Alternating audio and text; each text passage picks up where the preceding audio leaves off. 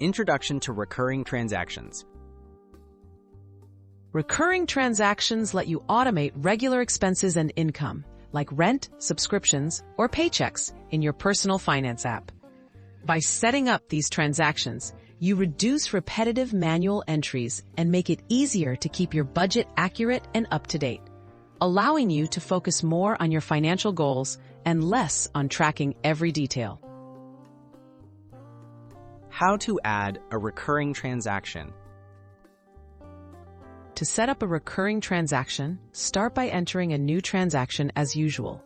Look for an option labeled Recurring or Repeat.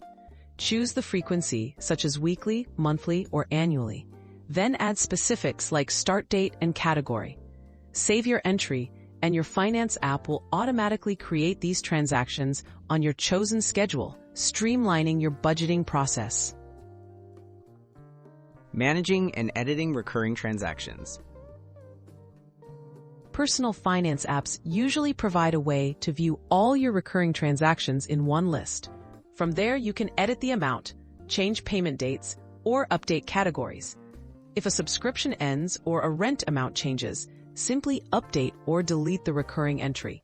This keeps your budget current and avoids double counting or missing transactions. Common uses for recurring transactions.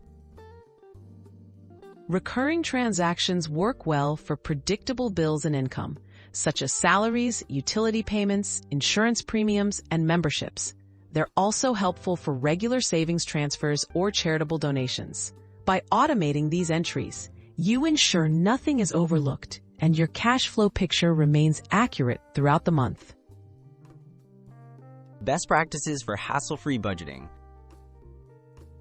Review your list of recurring transactions regularly to ensure they match your real-world finances.